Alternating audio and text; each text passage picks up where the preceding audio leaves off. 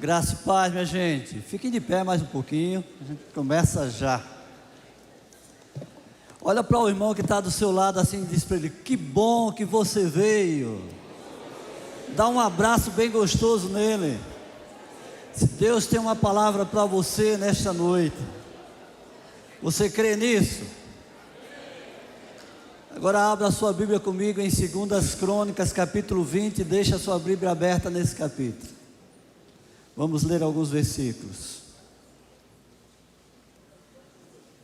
Eu espero que Deus fale com você da mesma maneira que falou comigo quando estava meditando nessa palavra.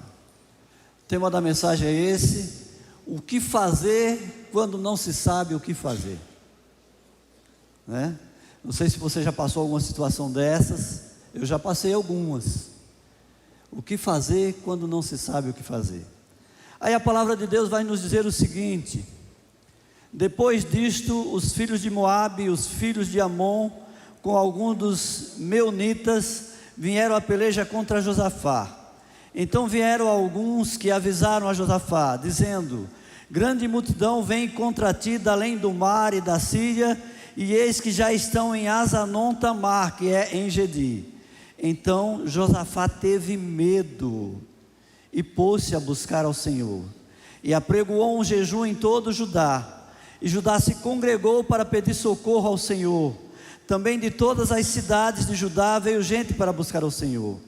Pôs-se Josafá em pé na congregação de Judá e de Jerusalém, na casa do Senhor, diante do pátio novo, e disse: ah, Senhor, Deus de nossos pais, porventura não és tu Deus nos céus? Não és tu que dominas sobre todos os reinos dos povos? Na tua mão está a força e o poder, e não há quem possa resistir. Porventura, ó nosso Deus, não lançaste fora os moradores dessa terra diante do teu povo Israel, e não destes para sempre a posteridade de Abraão teu amigo?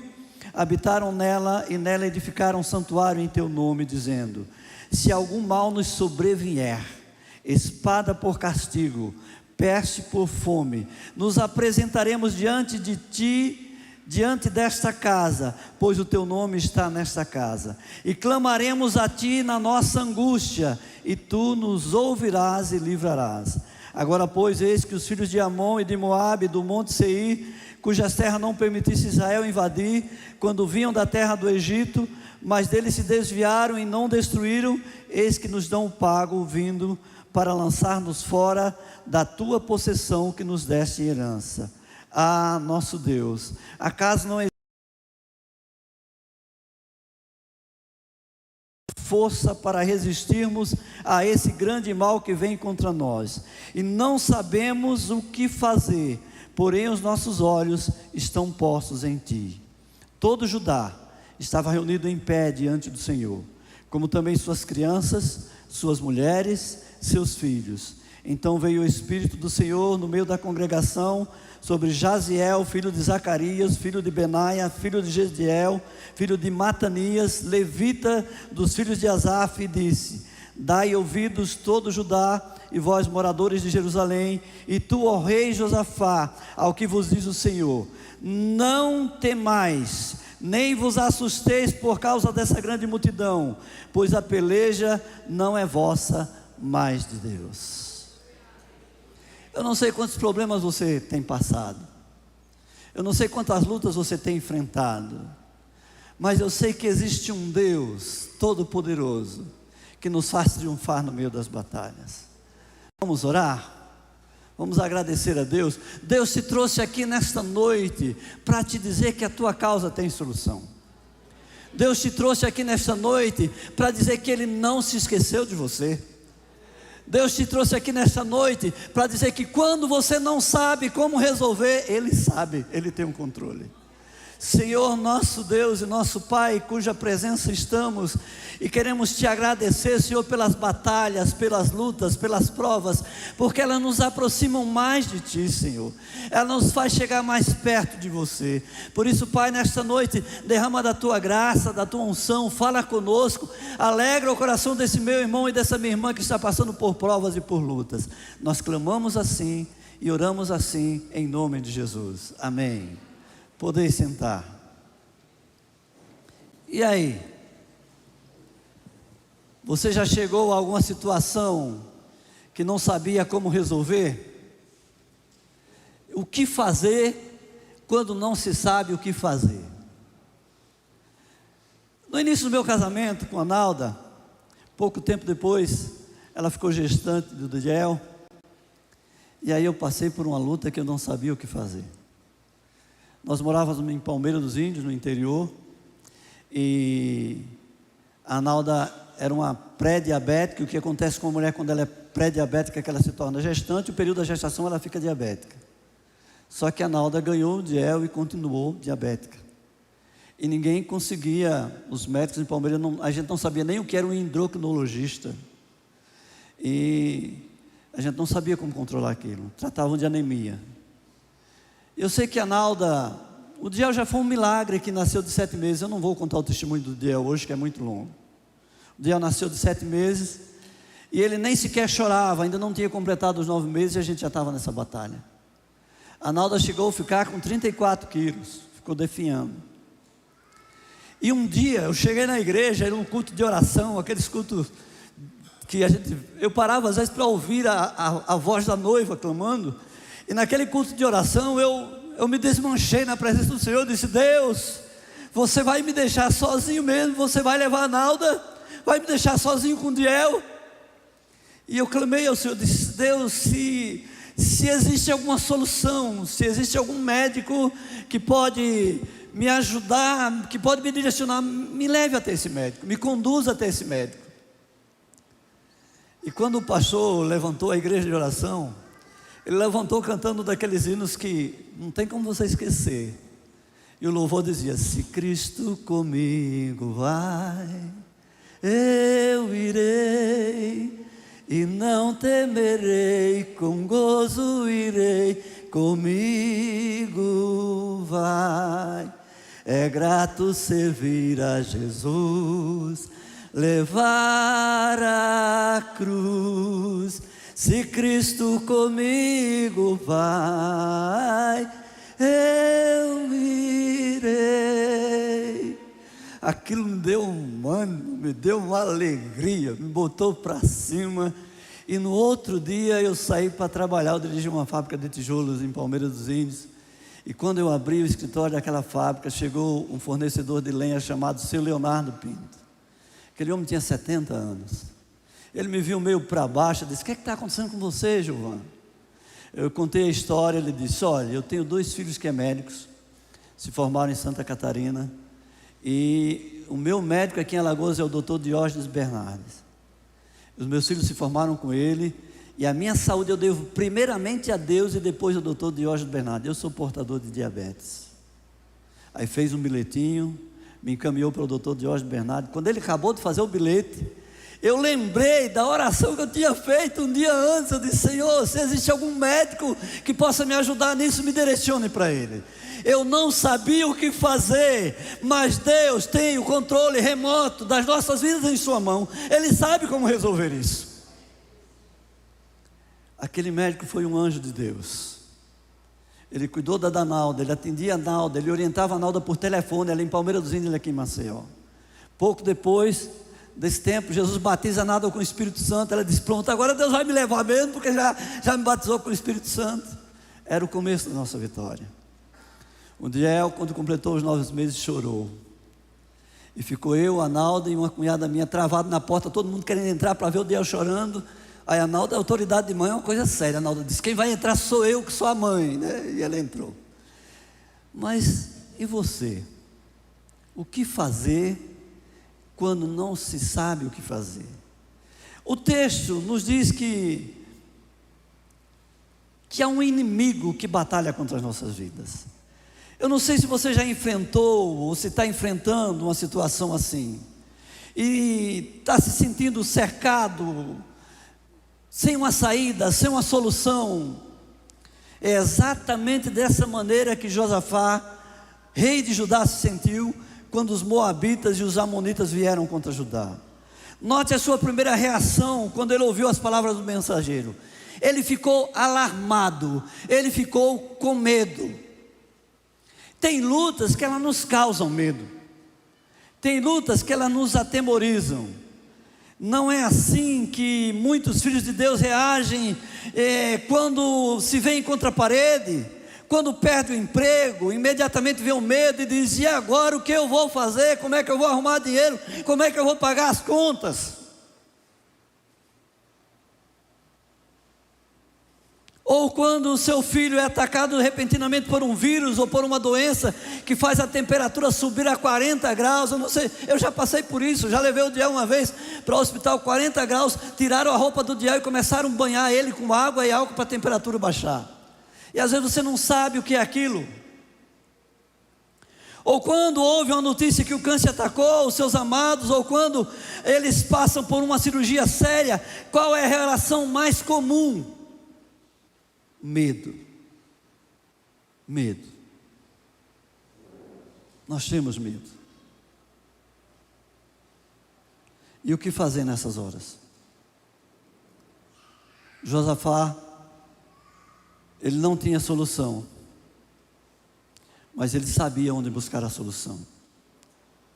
Mas Deus seja louvado, e eu profetizo para você nesta noite, que Deus vai te dar uma nova unção, vai te dar um renovo, vai te dar uma vontade firme. Ele vai te mostrar a válvula de escape pela luta que você está passando. Glória a Deus. Quando as batalhas forem empreendidas ferozmente ao seu redor, haverá tamanha certeza de que Deus está no controle, que independe das circunstâncias o medo. Deus vai trazendo coisa nova na memória da gente.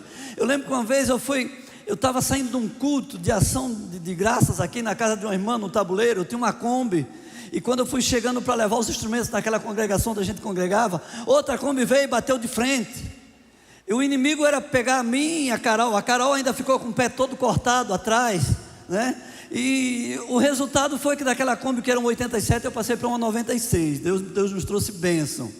Mas dias depois, um dos irmãos encontrou com a Nalda e disse: Manalda, é por isso que eu não me envolvo nos trabalhos da igreja, porque vem muito revide. A Nalda, cheia da graça de Deus, disse: agora é que eu vou me envolver, agora é que eu vou trabalhar para Deus. A gente tem que entender que essa confiança está em Deus. O rei Josafá não sabia como enfrentar os inimigos, mas tinha uma estratégia poderosa. Ele sabia onde obter as respostas, e ele declarou um clamor. Ele declarou um clamor a Deus. Ele declarou que tinha onde buscar essas forças. Olha só o que ele fala: ah, nosso Deus, acaso não executarás tu o julgamento contra eles? Porque em nós não há força para resistirmos a essa multidão que vem contra nós, e não sabemos o que fazer. Porém, todavia, entretanto, os nossos olhos estão colocados em ti. É dele que vem o socorro. Ei, não está vendo solução? Não está vendo como resolver? Eleva os olhos para os montes. É dele que vem o socorro. É dele que vem a nossa recompensa, a nossa vitória. O povo de Deus tem sido privado de muitas vitórias por um motivo: não estão imobilizados pelo medo, pela correria do dia a dia, e não conseguem mais tomar as armas do jejum e da oração.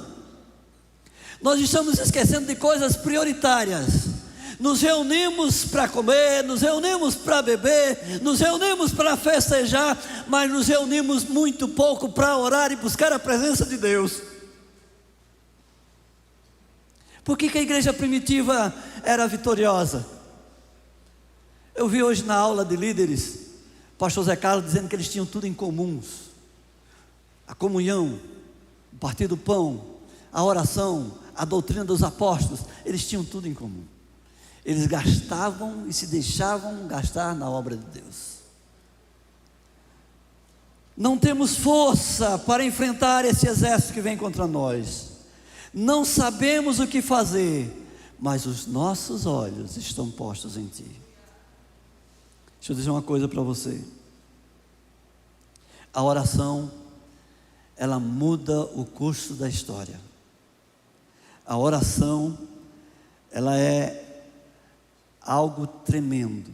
Deus se revela, Deus fala, Deus orienta através da oração. E deixa eu te dizer uma coisa para você: o nosso Deus ainda é o mesmo, Ele não mudou, Ele não mudou. O Senhor te trouxe aqui para dizer que Ele ainda é o mesmo. Ele é e nunca muda. Ele quer ser o nosso Senhor dos exércitos. Lembra da oração de Ana? Senhor Deus dos exércitos. Ela clamou para a autoridade mais poderosa que ela conhecia, que era Deus. Ele ainda quer ser o nosso Deus dos exércitos. Temos de estar dispostos a usar as estratégias de Josafá, a oração e o jejum.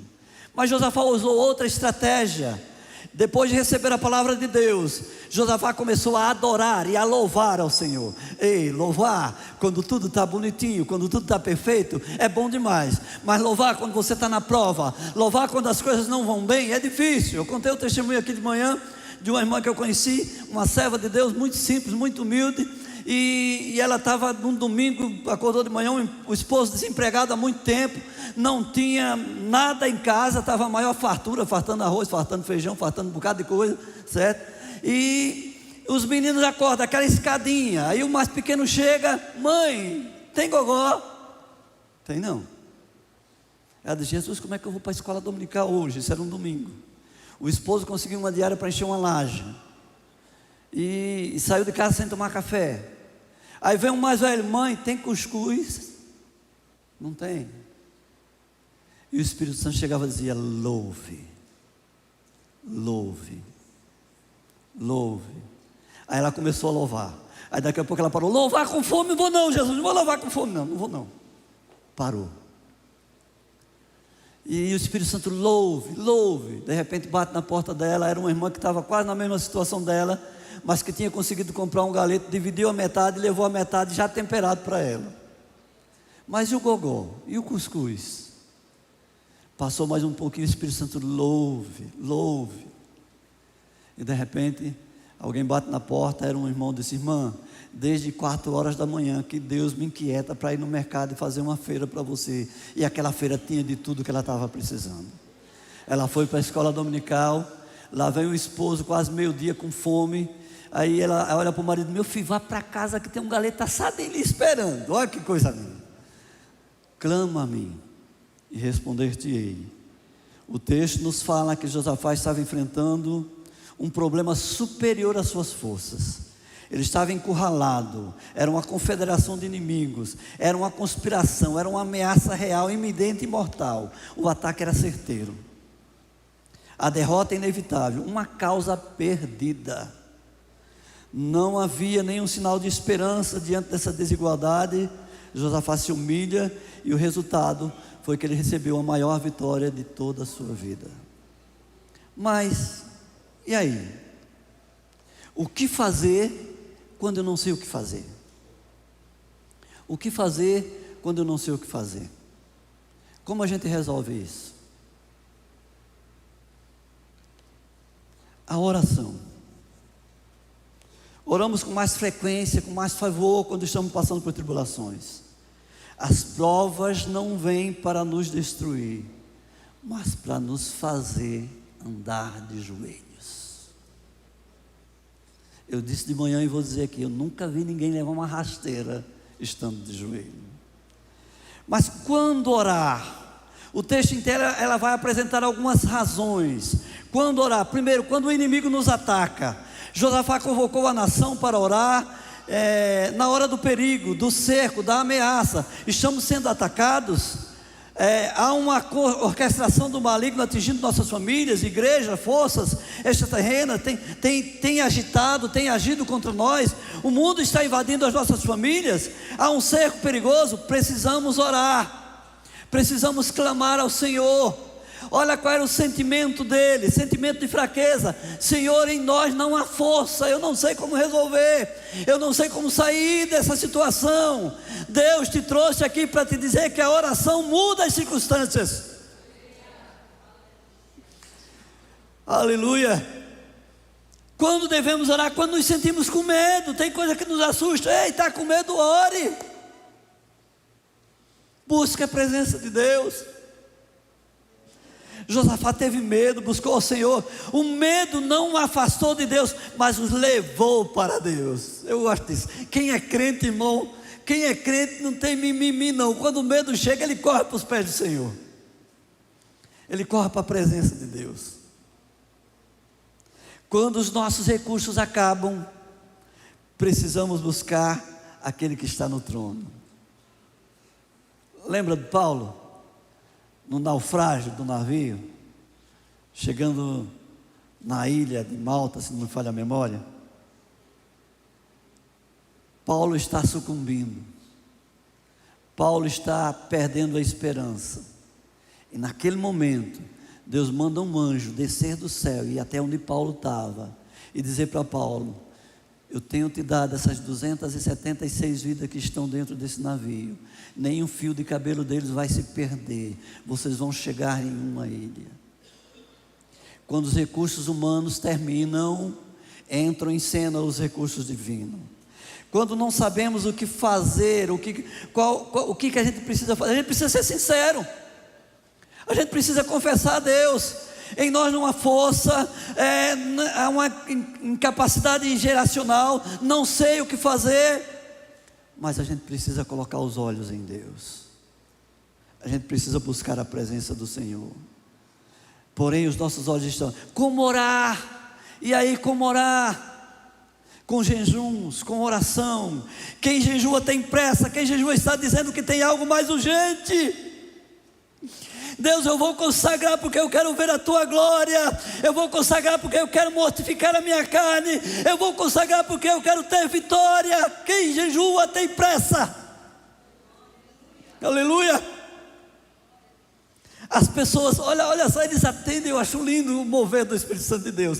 Homens, mulheres, crianças estão de pé, estão na frente do templo, estão buscando a presença de Deus. E Deus se manifesta. E quando Deus se manifesta, vamos mais para frente, eu vou já dizer o que acontece. Devemos orar em conjunto. Ei, está sofrendo sozinho? Não sofra sozinho. Segunda-feira os jovens estão orando, venha para a oração dos jovens. Domingo de manhã tem consagração, venha para a consagração. 17 horas tem as intercessoras. Irmãos, essas irmãs intercessoras, eu tiro o chapéu para elas, é fantástico. De segunda a sexta-feira, elas estão de prontidão. Não é só uma hora, não, é o dia todo. Recebendo os convites que chegam pelo aplicativo da igreja, os pedidos que chegam pelo aplicativo da igreja, os pedidos dos ministérios, orando, intercedendo por você. Mas Gilvan, essa hora, essa intercessão é para quem? É para um grupo seleto da igreja? Não, a intercessão é para toda a igreja. A consagração é para toda a igreja. Deus tocou no coração do nosso pastor e ele nos fez um convite para virmos aqui, pastores e presbíteros, para estar orando por você. E nós já conversamos. Como foi gratificante, como foi gostoso aquela reunião de oração. Sentir a presença de Deus, não tem coisa melhor, não tem presente melhor. Nós devemos orar também, orar em conjunto, orar agarrados às promessas. Josafá orou baseado na soberania de Deus, nas fiéis promessas de Deus. Ele disse: os nossos olhos estão postos em ti. Ore baseado nessas promessas. O Filho de Deus se doou por você, se entregou por você, está à direita do Pai intercedendo por você, e ainda disse: eu não vou te deixar órfão, eu vou enviar o Espírito Santo de Deus para estar com você. E ainda nos fez uma promessa gloriosa. Quando você chega no Evangelho de São Mateus, nos últimos versículos desse Evangelho, ele está dizendo assim: eu estou convosco todos os dias, até a consumação dos séculos. Deus é fiel. Mas tem outra coisa. O que eu devo fazer quando não sei o que fazer? Orar. O que eu devo fazer quando eu não sei o que fazer? Se voltar para a palavra de Deus. Se voltar para a palavra de Deus. O povo de Deus precisa se reunir para ouvir a palavra de Deus. Agora aqui não tem como deixar de falar não, viu, pastor? Gente, Está sendo preparado um grupo de líderes para a GR. Estão sendo treinados. Sabe o que é o meu desejo? Que você seja impactado a tal ponto de procurar o pastor. Diz: pastor, eu quero um GR na minha. O que é GR, Gilvão? Grupos de relacionamento. Grupos que se reúnem em casa para estudar a palavra de Deus, para orar junto, para chorar junto, para se alegrar junto. São quase 30 pessoas que estão sendo preparadas agora. E eu louvo a Deus, eu oro para que Deus toque no seu coração, para você dizer assim: eu quero um GR na minha casa. Estão sendo preparados. Tem uma escola bíblica que funciona aqui, irmãos, tem sido bênção de Deus. Eu me maravilho com isso, de ver os irmãos da escola bíblica assim apaixonados por essa escola. Estamos estudando sobre religiões e religiosidade.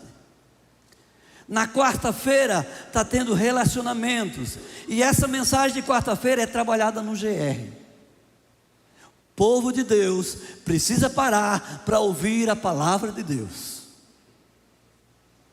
Nós temos uma igreja que se preocupa com isso, que preza por isso. E eu louvo a Deus por estar aqui, presenciando essas coisas. Quando a igreja está reunida e unida, ali o Senhor ordena a bênção e a vida para sempre. O Salmo 143 nos diz isso. Homens, mulheres e crianças estão de pé. Eles estão atentos, eles estão abertos, eles estão sedentos. Ei, quando você está sedento, que você vem para a igreja e diz: Deus, fala comigo. Ele fala. Ele fala. Ele já está falando.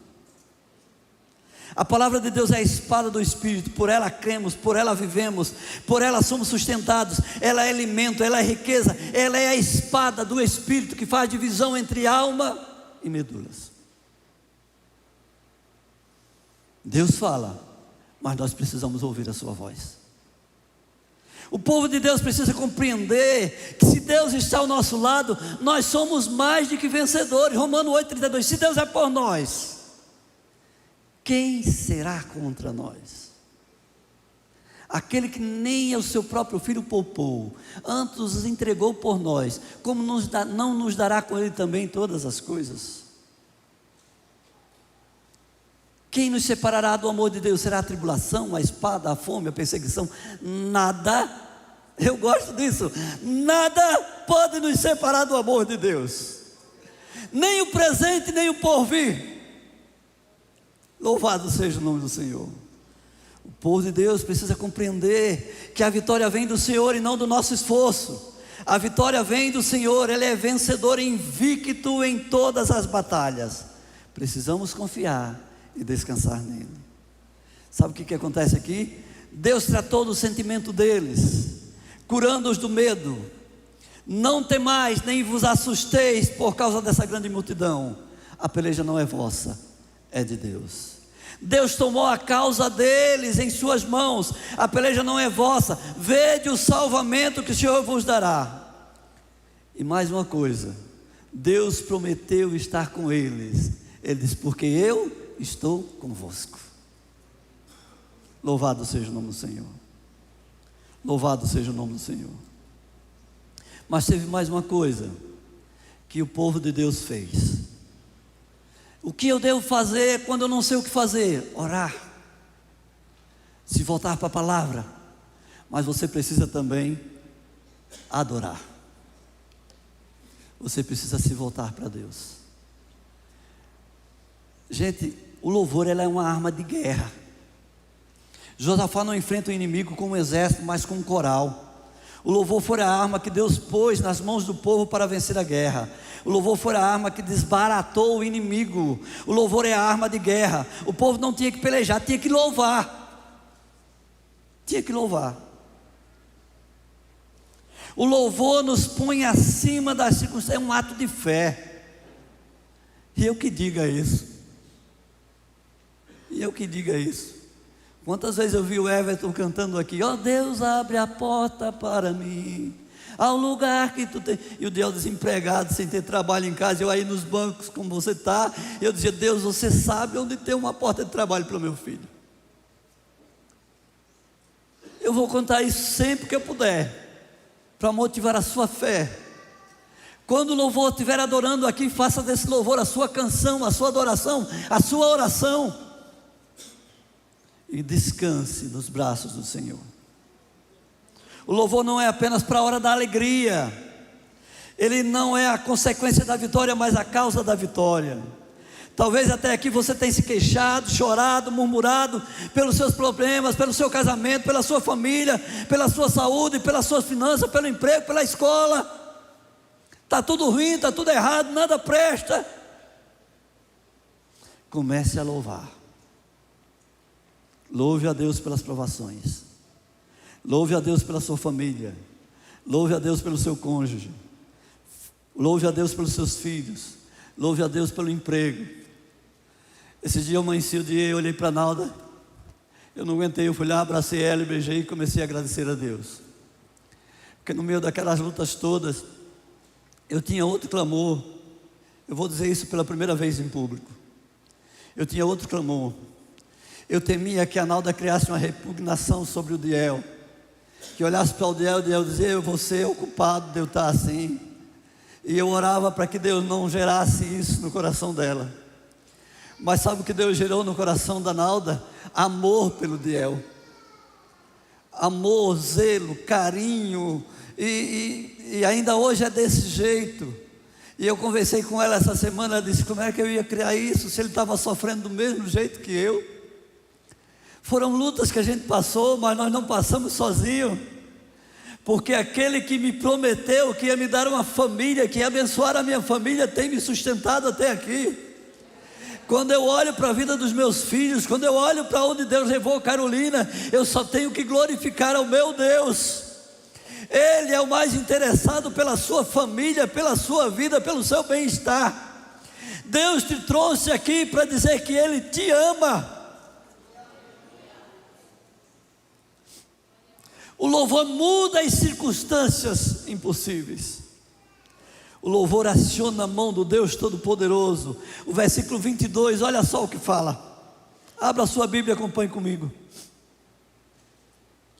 Tendo eles começado a cantar e a dar louvores, pôs o Senhor emboscada contra os filhos de Amon e de Moabe e dos montes de Seir que vieram contra Judá, e foram desbaratados. Olha que coisa linda. Mudou a circunstância. O louvor traz vitória ao acampamento. O louvor confunde o inimigo. O louvor muda o cenário da vida. O louvor transformou o vale de ameaça em vale de bênção.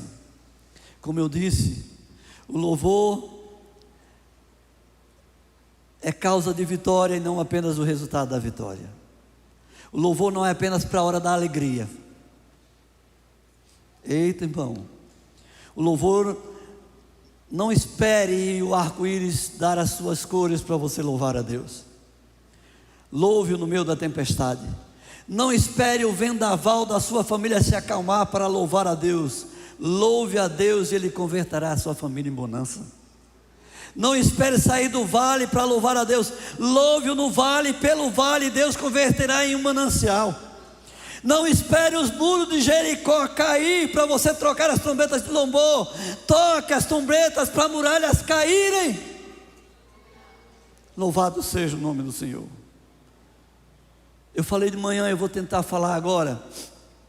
Há um hino que diz: se paz a mais doce me deres gozar, ou seja o que for, tu me fazes saber que feliz com Jesus eu serei. O autor dessa música, se não me falha a memória, é Spafford. Ele era um advogado, e esse foi um dos maiores incêndios que eu acho que teve na cidade dele, nos Estados Unidos.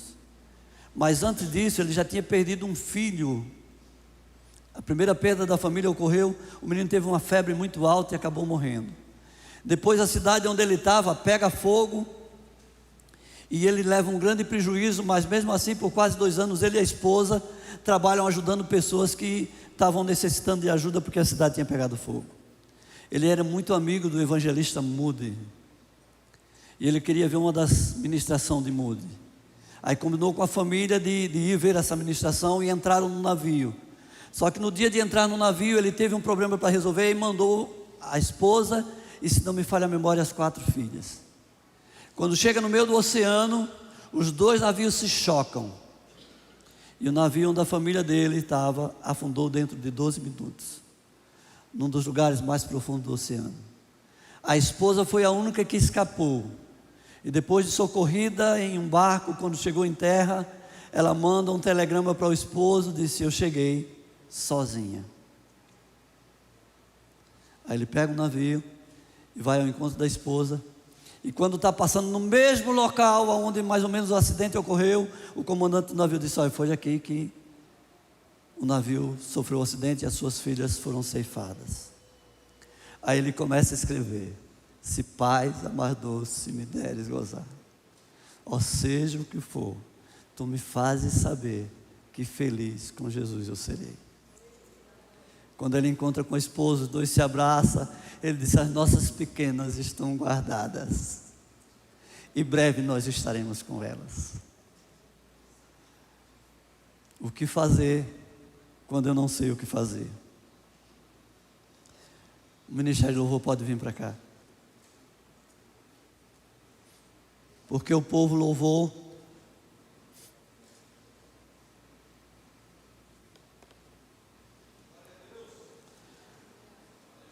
Deus pôs emboscada contra os inimigos. Deus transformou o vale de ameaça em vale de bênção, o lugar de perigo em lugar de celebração. Deus transformou a guerra em paz. Deus transformou o medo em alegria. Deus transformou o perigo da espoliação em despojo e riqueza. O povo de Deus louvou antes da batalha, o povo de Deus louvou durante a batalha, enquanto Deus desbaratava o inimigo, e o povo de Deus louvou depois da batalha. Comece a louvar a Deus, e você vai ver vitórias gratificantes da mão do Senhor. Eu estou concluindo a mensagem. Orar, jejuar, ouvir a palavra de Deus, crer nela, louvar a Ele antes de vencer a batalha, são estratégias que Deus disponibilizou para você. Se quiser guardar, marcar, nosso Deus é um Deus que fala. Vamos ficar de pé na presença do Senhor? Então, da próxima vez que você encarar uma batalha e parecer que não há saída, não se estribe em seu entendimento, nem seja limitado pelo medo. Coloque essas estratégias em ação nas mãos de Deus Todo-Poderoso. Nós estamos aqui como igreja, não queremos que você sofra sozinho. Nós temos os grupos de relacionamento, e é para isso mesmo.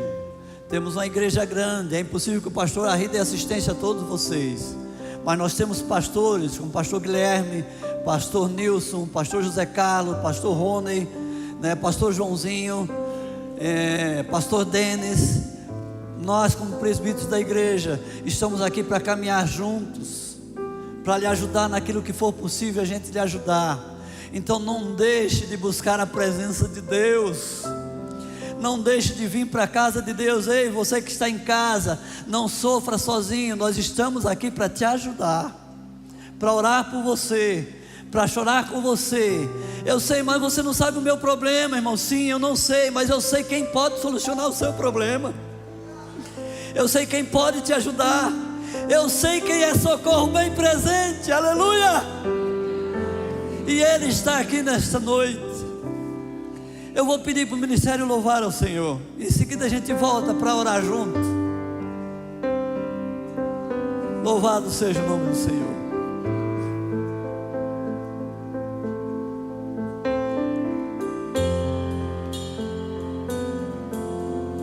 És o meu alívio, tudo que eu preciso bem aqui comigo para eu continuar, que me impulsiona todos os dias para eu não parar. Tu és o motivo, Jesus, que eu tenho para avançar. És o meu alívio, a força e o ânimo que eu necessito para prosseguir. Se eu não desistir, o motivo é porque sempre esteve aqui, nos piores momentos, dizendo que nunca desiste de mim. És o meu alívio, tudo que eu preciso bem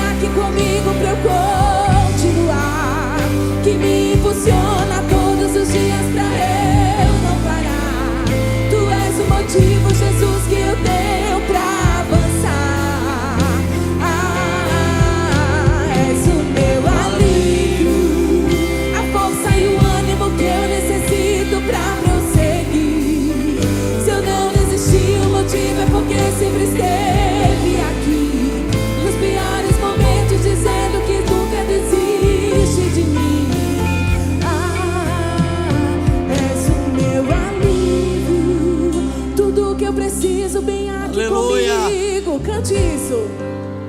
Que me impulsiona todos os dias pra eu não parar. Tu és o motivo, Jesus.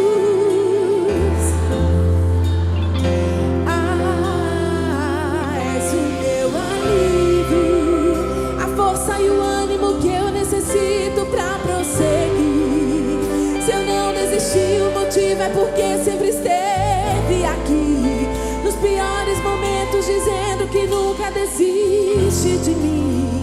Pra onde eu irei se o que eu preciso só encontro em ti? Glória a Deus. Você pode aplaudir ao Senhor. Aleluia. Quem tem problema aqui, levanta a mão. Quem tem muitos problemas, levanta as duas. O justo passa por muitas provas, mas em todas o Senhor dá livramento. Aleluia. Cheguemos, pois, com confiança ao trono da graça, a fim de recebermos misericórdia e acharmos graça, a fim de sermos ajudados em tempo oportuno. Ei, você não tem um sacerdote comum. Nós temos um sacerdote que, como nós, sofreu todas as provações e venceu sem pecado. Ele está à direita do Pai, intercedendo por você. E ainda disse assim: eu não vou te deixar sozinho, eu não vou te deixar órfão. Aleluia. Eu vou enviar o Consolador, o Espírito Santo, para habitar dentro de você. Vamos orar agradecendo a Deus. Fica bem pertinho do teu irmão aí, dá um abraço nele. Diz para ele: você é um vencedor. Jesus te ama. Sua semana vai ser de vitória. Esse medo está repreendido em nome de Jesus. Ele é o Senhor que te cura, que te sara, que restaura, aleluia, que te dá um novo ânimo, aleluia. Senhor, nosso Deus e nosso Pai, nós nos rendemos a Ti, Senhor. Nós nos curvamos diante de Ti, Senhor, porque entendemos que Você é o nosso bem maior, que Você é a nossa riqueza, que Você é o nosso socorro bem presente, Senhor. Louvado seja o Teu nome, Pai. Fica conosco, dá-nos uma semana de vitória. Sei com cada um dos meus irmãos que tem passado lutas e provas. Dá a eles uma vontade nova e firme, um ânimo novo, Senhor. Mostra a saída, mostra a válvula de escape, Pai. Nós oramos assim, em nome de Jesus. Coloca as mãos para os céus assim. Que o amor de Deus, que a graça salvadora de nosso Senhor Jesus Cristo, que as doces consolações do Espírito Santo esteja com você, com a sua casa, no seu negócio, no seu deitar, no seu levantar, onde quer que você vá. Diga comigo agora: amém. Amém. Aplauda o Senhor, louve a Ele. Aleluia. Não saia da igreja sem abraçar o seu irmão e sem dizer para ele que você o ama.